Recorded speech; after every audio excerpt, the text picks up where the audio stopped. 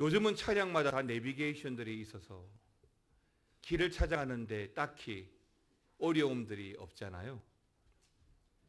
그 내비게이션이 없던 시절에는 길을 찾아가는 것도 굉장히 어려웠지만 또 급하게 어디를 가려고 하다가 생각지 않게 길이 막히다 보면 조급한 마음에 어떻습니까? 성질부터 나는 경우가 많습니다. 그럴 때 조금만 더 기다리면 될 텐데, 조금씩이라도 길이 풀려갈 텐데, 급한 마음에 그 대로를 벗어나서 샛길로 들어가다 보면 결국 같이 출발했던 다른 차보다 더 늦게 도착하는 경우가 있습니다. 그럴 때는 어떻습니까? 혼자 말이라도 조금이라도 더 기다릴 걸, 조금만 더 기다릴 걸 하는 아쉬움을 가지는 경우가 생깁니다. 특히 제가 살았던 부산은 6.25 한국 전쟁을 경험하지 않았고, 그로 인해서 전국의 피난민들이 몰려오다 보니까 산 골짜기까지 판잣집을 지었더랬습니다. 원래 도시를 개발할 때는 길을 먼저 만들고 그 다음에 집을 지어야 하는데, 부산은 그렇게 들어선 산골짜기까지 집들이 들어와 있다 보니까 어쩔 수 없이 구분 도로가 많고 삼복 도로가 많고 또 협소한 것입니다. 그래서 흔히 말하는 것처럼 부산 사람들이 운전을 터프하게 하고, 그러다 보니까 빵빵거리고 성격도 급하다는 겁니다. 우리 교회, 우리 하나된 교회로 들어올 때 사실 우리 교회도 대로변에 있는 것이 아니고 그냥 도심 안에, 주거지 안에 있는 교회다 보니까 교회 안으로 들어올 때는 부득불 좁은 길, 골목길 같은 좁은 길을 지나와야 합니다. 그러다 보니까 차량들이 이래저래 얽히는 경우가 많이 생기는데, 그럴 때 빨리 그 정체를 통과하는 방법은 간단합니다. 기다려주는 겁니다. 양보해 주는 겁니다. 내가 먼저 양보하고 기다려주면 결국에는 소통이 됩니다. 사랑하는 성도 여러분, 신앙생활도 마찬가지예요. 시간이 필요한 거예요. 다음 주에 수료 예배를 드릴 우리 새가족이든 또 목장이든 전도 폭발이든, 아니 정기총회를 통해서 새롭게 세워질 우리 전도회 임원들이든, 연초에 새롭게 임명될 순장이든 여러 직분자들이든, 선출되고 임명된 처음부터 어렵고 힘든 일은 감당하기가 어렵습니다.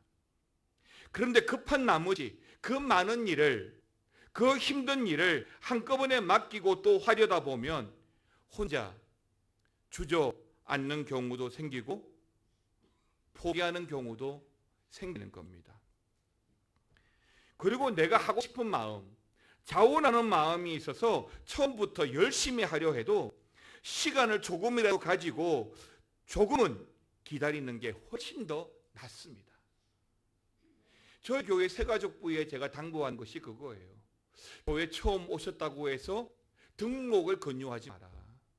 최소한 3주, 4주째 등록을 권유하고, 또 새가족으로 들어와서 등록하고 새가족이 정착할 때까지 최소한 1년 동안은 일을 시키지 마라. 그래서 교회 안에 일 때문에 나오는 것이 아니라 예배하기 위해서, 은혜 받기 위해서, 하나님 만나기 위해서 나오도록 그렇게 유도해라 라고 제가 말씀을 많이 드립니다. 그렇습니다. 조금이라도 시간을 기다리고 좀 더 틈을 가지는 게 훨씬 더 낫습니다. 만약에 기다리지 못하고 그냥 급하게 그냥 그 다음 단계를 뛰어넘어가면 신앙의 정체기가 빨리 옵니다. 아직 영적 면역력이 다 생기지 않았기 때문에 얼마든지 그런 상황들은 일어날 수 있는 겁니다. 그러니까 여러분, 새가족이든 여러분들이든 어떤 일을 할 때 조급해하지 마시기 바랍니다. 믿고 기다리시기 바랍니다. 그러면 하나님께서 우리보다 앞서 일하시는 것을 분명히 목도할 겁니다. 교회는 하나님을 예배하는 곳이에요. 우리가 주체가 되어서 우리가 주도적으로 뭔가를 하는 게 아닙니다. 하나님의 일하심을 따라가고 하나님의 구름 기둥 불 기둥 따라가고 우리는 인내와 믿음으로 소망하는 거죠. 오늘 본문의 말씀을 통해서 저는 여러분들에게 기다림을 통한 더 성숙한 성도가 되기를 바라고, 기다림을 통한 더 성숙한 성도가 되기 위한 그 첫 번째 말씀으로 기다리지 못한 결과에 대해서 먼저 말씀 나누겠습니다. 여러분, 오늘 본문에 리브가가 그런 경우라고 할 수가 있겠습니다. 자신이 너무 아끼고 또 편애했던 막내 아들 야곱이 좀 더 많은 복을 받으면 좋겠습니다. 좀 더 잘 되었으면 좋겠습니다. 그런 인간적인 마음이 앞서서 부득이 조급하게 행동을 하게 됩니다. 그런데 결국은 어떻게 되죠?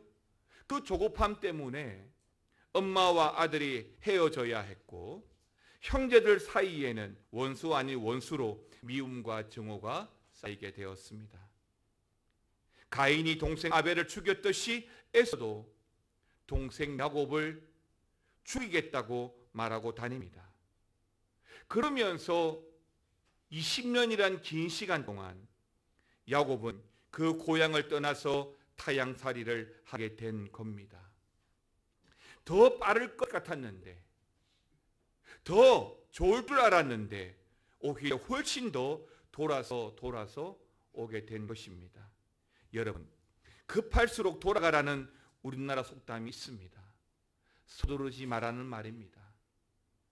사실 야곱의 아내 이삭의 아내 리브가가 바라던 그 야곱의 복은 리브가가 급하게 억지로 하지 않아도 다 이루어졌을 겁니다. 지금 당장 바로 이루어지지 않을는지 모르지만 조금만 더 기다리면 더 좋은 방법으로, 더 은혜롭고 부드러운 방법으로 이루어질 겁니다. 그게 하나님의 역사예요. 하나님은 야곱을 통해서 예수 그리스도의 구원 계획을 다 이루셨을 거예요. 그런데 조급하게 야곱이 택함받은 사람이야, 그러니까 억지로라도 야곱을 세워야 돼, 그렇게 하실 필요가 없어요. 그렇게 억지로 기다리지 못함으로 말미암아 형제관계가 어떻게 되었습니까? 원수관계가 되었습니다. 모자간에는 어떻게 되었습니까? 생이별을 하게 되고 야곱은 어떻게 되었죠? 20년간 타향살이를 하게 되었습니다. 여기에 비슷한 잘못된 사례 세 가지가 있고 올바른 길을 제시한 한 가지 사례가 있는데, 그 중에 첫 번째 잘못된 사례는 사라입니다. 사라에게도 조급한 결정이 있었는데요. 여러분, 창세기 16장 2절 말씀 보시겠습니까? 읽겠습니다. 사레가 아브라함에게 이르되 여호와께서 내 출산을 허락하지 아니하셨으니 원하건대 내 여종에게 들어가라. 내가 혹 그로 말미암아 자녀를 얻을까 하노라. 아브라함이 사레의 말을 들으니라. 아멘입니다. 아시는 대로 사라는 리브가의 시어머니입니다. 근데 역사란 반복된다라고 하는 말처럼 사라도 출산하지 못한다는 그 조급한 결정이 결국 이스마엘을 낳게 했고, 그로 말미암아 다시 태어난 이삭과의 갈등, 또 가정의 불화와 갈등, 심지어 어린 이스마엘에게도 위기가 생겨난 것입니다. 두 번째는 요나에게도 조급함을 찾아볼 수 있습니다. 그러니까 니느웨 성이 구원받는 것이 싫어서 큰 물고기 뱃속까지 들어갔다 나왔지만 요나는 여전히 성급합니다. 벌레가 박넝쿨을 갉아먹어서 그늘이 다 사라지고 없어지자 요나는 이렇게 말합니다. 요나서 4장 6절 8절인데요. 6절에 보니까 하나님 여호와께서 박넝쿨을 예비하사 요나를 가리게 하셨으니 이는 그의 머리를 위하여 그늘이 지게 하며 그의 괴로움을 면하게 하려 하심이었더라. 요나가 박는 굴로 말미암아 어떻게 했다고요? 크게 기뻐합니다.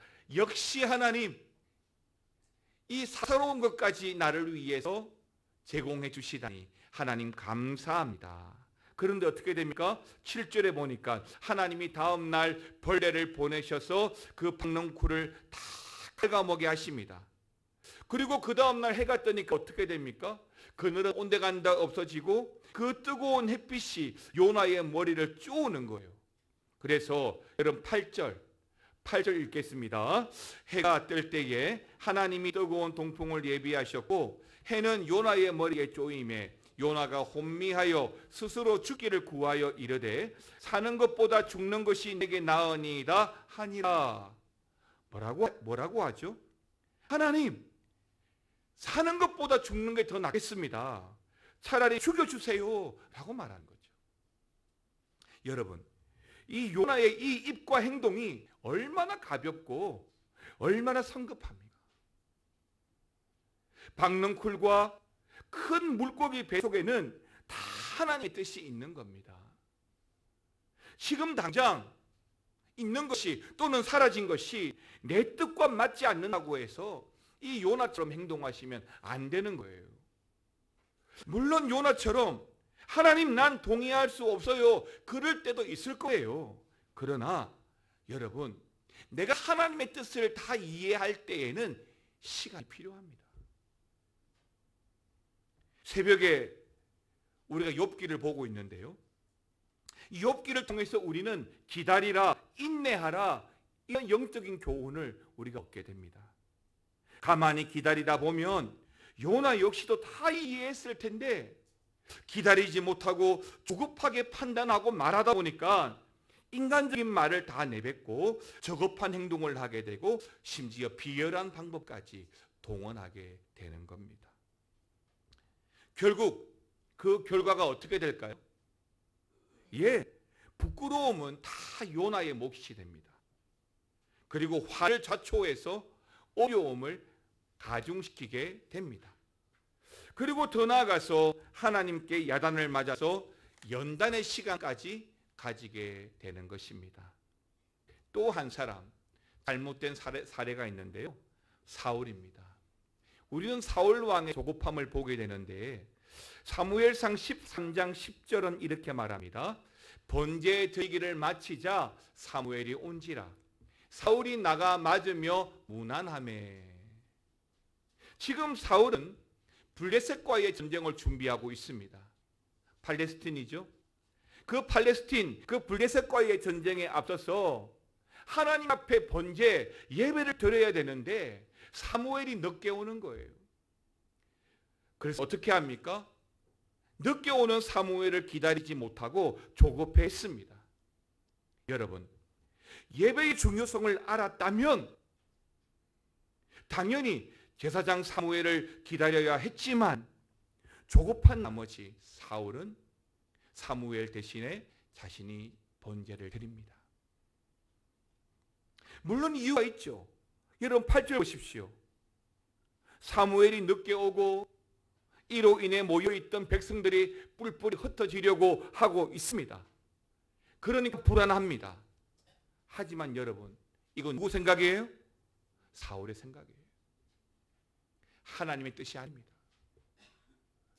우리의 조급함 때문에 하나님의 결정과 하나님의 뜻보다 내 판단이 앞서게 되면 우리는 늘 이런 실수와 문제를 안게 되는 거예요. 그리고 12절 말씀 보십시오. 같이 읽겠습니다. 시작.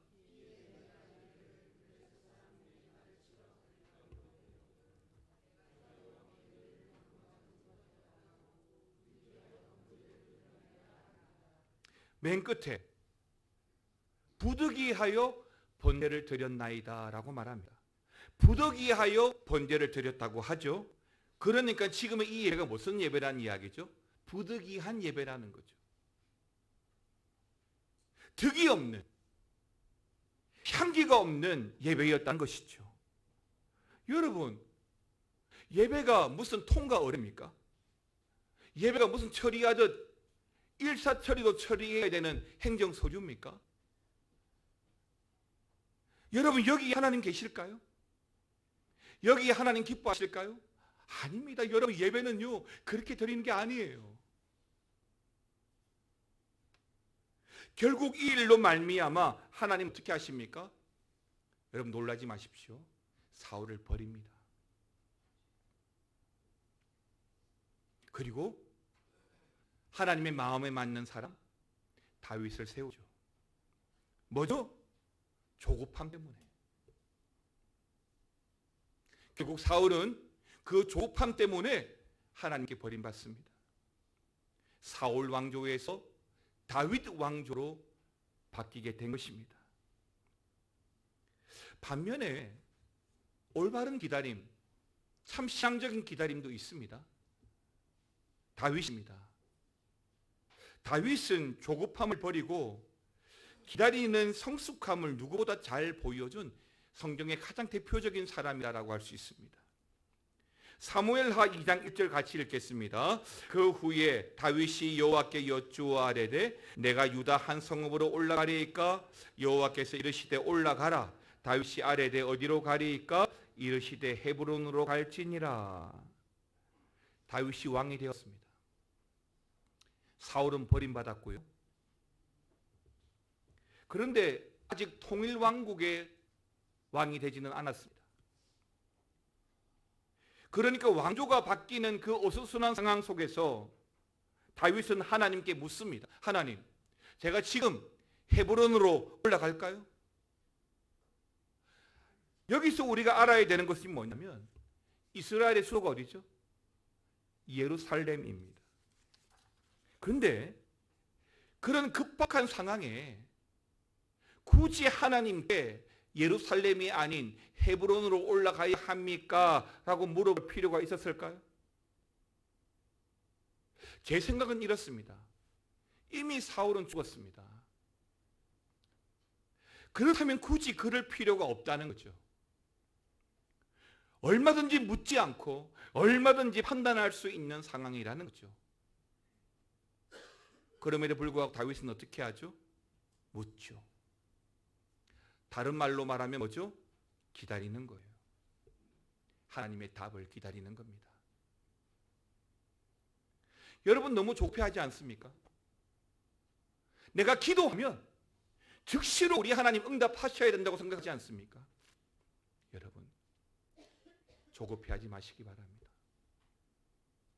두 번째는 우리가 이 기다림을 통해서 보아야 되는 것이 있어요. 기다림을 통해서 우리는 하나님을 보아야 합니다. 사랑하는 성도 여러분, 다윗이 왜 하나님의 마음에 합한 사람인지 정말 중요한 키포인트가 있어요. 그는 기다림을 통한 성숙한 성도가 되라는 성경의 가르침을 잘 지켜왔다는 겁니다. 그렇습니다. 신앙적인 기다림은 다른 말로 말하면 하나님의 뜻을 묻고 하나님의 뜻을 찾는 시간이에요. 바로 기도죠. 그러니까 단순히 기다리는 것이 좋다는 것이 아니라 기도하면서 기다리는 거죠. 그러면 뭘 볼 수 있다고요? 하나님의 일하심을 볼 수 있어요. 그냥 기다리는 것이 아니라 기도하고 기다리면 지금 일어나는 이 일이 하나님의 뜻이구나 알 수 있어요. 기도하지 않으면 우연히 일어난 일로 치부할 수 있는 것을 기도하면 하나님의 일로 볼 수 있습니다. 기도가 뭐죠? 하나님의 뜻을 묻는 거죠. 그러면 뭘 알 수 있을까요? 하나님의 뜻에 순종하라는 걸 알 수 있습니다. 사랑하는 성도 여러분, 기다림, 소망, 인내, 오래 참음으로 말미암아 우리 하나님의 일하심을 지켜보고 그 뜻에 순종하고 살아가시기를 주의 이름으로 축원합니다. 여러분, 한번 따라합시다. 기다림으로 하나님의 뜻에 순종하시기 바랍니다. 여러분, 결국 오늘 본문에서 리브가는 하나님의 방법을 묻고 기다리지 않고 성급하게 인간적인 방법을 동원해서 에서의 축복을 야곱에게 가로채게 만들었습니다. 이로 인해서 야곱은 무려 20년이라는 그 슬픈 결론을 맞이하게 되었습니다. 그리고 리브가 역시도 그 아들 야곱을 보지 못하고 죽게 되었습니다. 성경에는 리브가와 야곱 이들 모자가 다시 만났다는 기록이 없습니다. 여러분 한번 상상해 보시기 바랍니다. 사랑하는 아들과 헤어진 어미의 심정이 어떨까요? 요즘은 군대에서도 휴대폰 사용이 가능하고 또 일과 후에는 얼마든지 전화가 가능하다 보니까 좀은 덜하죠. 휴가 와도 그렇게 그다지 반갑지 않은 것 같아요. 하지만 한때는 군대 보낸 뒤 아들의 옷이 소포로 보내졌을 때 보통의 어머니들은 울었죠. 생이별을 하고 타양에서 고생하는 아들, 어린 야곱을 생각해 보면 아마 리브가의 마음은 찢어졌을 거예요. 20년 동안 보지 못하고 쫓겨다니고 도망다니고 그렇게 사는 야곱을 생각하면 가슴이 메어졌을 거예요. 심지어 외삼촌을 라반에게 사기를 당하고 보고 싶은 어머니를 보지 못하고 정말 말 그대로 참혹한 인생을 살았던 거죠. 그렇습니다. 여러분, 하나님의 뜻을 기다리지 못하고 내가 성급하게 판단하고 행동한 대가가 얼마나 혹독했는지를 우리는 충분히 알 수 있습니다. 신앙생활에 있어서 기다림은 정말 중요하다는 것을 기억하시기 바랍니다. 엘리야 선지는 그리 시내가에서 기다림의 시간을 가졌습니다. 지루하고 불안했을 터이지만 그 시간을 통하여 엘리야는 하나님의 만지심을 경험하고 영적으로 더 다져집니다. 모세는 미디안 광야에서 도망자의 신분으로 긴 기다림의 시간을 가졌습니다. 역시 그 시간을 통하여 모세는 충분히 사명자로서 연단되고 준비가 되었습니다. 우리가 잘 아는 갈라디아서의 성령의 9가지 열매에는 오래 참음이라는 열매가 있습니다. 그렇습니다. 기다리는 것이 성령 충만한 자의 외적 표현이라는 것이죠. 오래 참음이라고 하는 것이 바로 성령의 열매라는 것입니다. 다시 말하면 그 오래 참는다는 것은 누구나 할 수 있는 것이 아니라 신앙의 행위죠. 그러면 왜 오래 참고 어떻게 오래 참을 수 있죠? 소망이 있으니까요. 우리가 70년, 80년, 90년 이 인생을 살아가면서 이 세상에 대하여 우리가 인내하고 오래 참는 이유는 뭐예요? 하늘 소망이 있기 때문이죠. 하늘나라에 대한 소망을 품기 때문에 오래 참을 수 있는 것이고, 하나님의 도우심과 결과적으로 승리를 주시는 주님으로 말미암아 우리는 참고 기다리는 성숙한 성도가 되어간다고 믿습니다. 저하고 아주 친한 목사님 한 분의 별명이 안복입니다. 안복.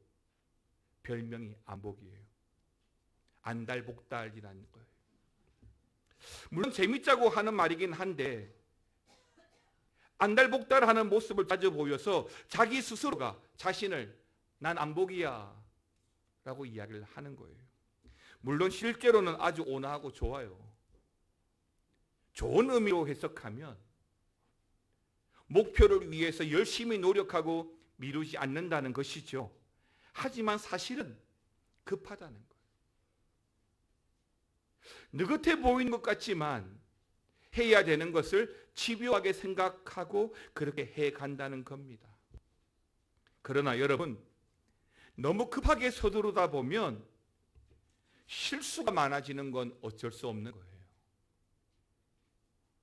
오늘날 시대는 너무 빠릅니다. 아니, 굉장히 빠릅니다. 좋은 시대예요. 부동산 정보, 주식 정보, 컴퓨터의 속도, 핸드폰의 속도, 이런 건 다 빠를수록 좋죠. 그러나 신앙은요, 빠른 게 좋은 게 아니에요. 신앙은 기다림을 통해서 성숙해지는 줄 믿으시기 바랍니다. 원하는 대로 빨리빨리 뭔가 얻게 되면 하나님을 묵상할 시간이 없어요. 빨리빨리 뭔가를 하다 보면 내가 하나님을 경험할 시간이 없어져요. 엘리야가 그랬고 모세가 그랬습니다. 그리고 우리 예수님 역시 마찬가지죠. 십자가 위에서 조급해 하지 않았습니다. 빨리 일 치르듯 십자가 가지고 후다닥 하지 않으셨어요. 철저하게 고난 당하시고 철저하게 죽임 당하시고 구원을 위해서 그 십자가의 죽음까지 승리를 미루고 기다리셨죠. 만일이라도 예수님께서 성급하셨다면, 그래서 그 십자가에서 내려오셨다면 우린 정말 상상할 수가 없죠. 정말 끔찍한 일이죠. 사랑하는 성도 여러분, 마음이 급하면 내 생각, 내 감정, 내 판단이 자꾸 앞서는 거예요. 오늘 이부가처럼 말이죠. 여러분들은 하나님의 자녀인 줄 믿습니다. 그러면 어떻게 해야 되죠? 하나님의 뜻을 기다리세요. 하나님의 방식을 따라가야 합니다. 마태복음 5장 48절 다 같이 한번 읽어보겠습니다. 시작. 그러므로 하늘에 계신 너희 아버지의 온전하심과 같이 너희도 온전하라. 여러분, 우리가 기다리면 하나님의 온전함을 볼 겁니다. 온전하신 하나님처럼 온전한 성도로 살아가기를 바랍니다. 안달복달 하지 않기를 바랍니다. D.L. 무디는 이렇게 말했습니다. 성경은 정보를 위한 것이 아니라 우리의 변화를 위해서 주어졌다. 그렇습니다. 성경을 믿고 따르는 저와 여러분, 성급하게 조급하게 말하고 생각하고 판단하고 행동했던 모습을 버리고, 비록 기다림의 시간이 지루하고 답답하고 불안하더라도 오늘 엘리야처럼, 오늘 모세처럼, 예수님처럼 그 기다림을 통해서 내가 연단되고 더 성숙해져서 하나님의 뜻을 이루고 살아가기를 바랍니다. 내가 앞서지 않고 하나님이 일하시는 것을 보면서 우리 가운데 조명하시는 그 하나님의 일하심을 경험하면 우리가 모세가 되고 우리도 엘리야가 될 수가 있습니다. 하나님께서 일하십니다. 결국 하나님 뜻대로 일하실 거예요. 오늘 이 자리에 계신 우리 성령님께서도 그런 우리를 도우실 겁니다. 올 한 해 여러분 굉장히 수고 많으셨는데요. 더 인내하고 더 기다리시면서 하늘의 소망으로 잘 살아가시기를 주의 이름으로 축원합니다. 찬양하겠습니다. 오늘 이곳에 계신 성령님, 오늘 이곳에 계신 성령님, 우리에게 말씀하시고 우리 가르치소서. 다시 우리 맘 열어주시고 주의 빛으로 밝혀 우리를 인도하소서. 다시 한번 오늘 이곳에 계신 성령님, 우리에게 말씀하시고 우리를 가르치소서.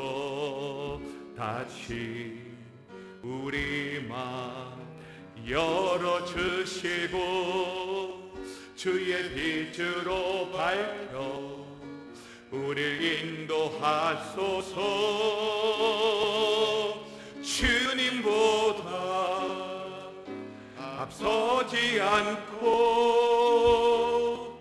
겸손하게 주님의 말씀 기다리 주님 손에 우릴 드립니다. 사랑으로 인도하소서. 오늘 이곳에 계신 성령님, 우리에게 말씀하시고 우리 가르치소서. 다시 우리 맘 열어주시고 주의 빛으로 밝혀 우리 인도하소서. 주님보다 앞서지 않고 겸손하게 주님의 말씀 기다리리. 주님 손에 우릴 드립니다. 사랑으로 함께 일어나셔서 주님보다 앞서지 않고 주님보다 앞서지 않고 겸손하게 주님의 말씀 기다리리. 주님 손에 우릴 드립니다. 사랑으로 인도. 다시 한 번 더. 주님보다 앞서지 않고 겸손하게 주님의 말씀 기다리리. 주님 손에 우릴 드립니다. 사랑으로 인도하소서. 오늘 이곳에 함께 하시는 우리 성령님, 우리에게 말씀하시고 오늘 말씀을 통하여 우리에게 가르치시는 대로 우리가 주님보다 앞서지 않고 겸손하게 주님 말씀 기다리며 살아가기를 원합니다. 그 기다림을 통하여 성숙한 성도가 되기를 원합니다. 그 기다림을 통하여 하나님을 깊이 묵상하고 일하시는 하나님을 경험하기를 원합니다. 이번 한 주간에도 주님 기다리겠습니다. 이번 한 주간에도 주의 일하심을 보기를 원합니다. 우리 하나 되는 교회에 우리 모든 믿음의 가정들 위해 주여 역사하여 주시옵소서. 지금은 우리 주 예수 그리스도의 은혜와 아버지 하나님의 놀라우신 사랑과 성령의 감화감동 교통 충만 역사 위로하여 주심이 기다림을 통하여 더 성숙한 성도가 되기를 원하는, 그 기다림을 통하여 더 깊이 하나님을 묵상하고 살아가기를 원하는 모든 성도들과 그 가정과 기도의 제목 위에 영원토록 함께 있을지어다. 아멘.